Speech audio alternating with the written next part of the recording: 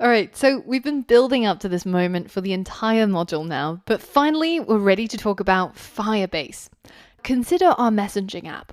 When a user types a message into the app and they hit send, that message has to be saved somewhere on a database somewhere, so that later on, when another user looks at the same chat, they'll be able to see that message show up. They're essentially getting that data out of the database. Now, in terms of the database, we have two options. We can either save data locally onto a user's phone, or we could put that data into the clouds and save it onto the internet. This is where Firebase comes in.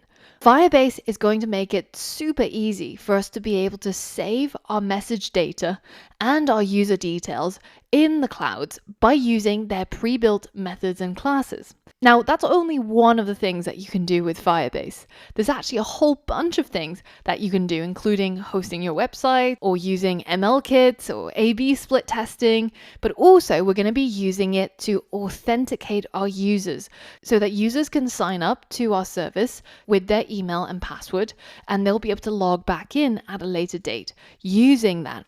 And we're going to use Firebase to manage our users' details. So once you're ready, head over to firebase.google.com and take a look through the documentation and see all the things that it can help you with. Now, in our module, we're going to be mostly concerned with Cloud Firestore, which is the latest way of using Firebase to store data in the cloud.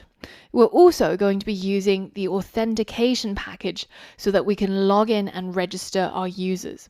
But first of all, you have to log in using your Google account and then head over to the Firebase console.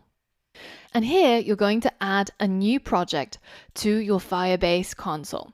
Now, the project name I'm going to call Flash Chat, and we'll leave the project ID and locations as it is, but you can uncheck this box if you don't want to share your data with Google and Firebase. Finally, check to agree to the terms and we're ready to go. So in this page, it allows you to choose if you want to give data for certain aspects, and I'm simply going to leave them all unchecked and go ahead and click Create Project.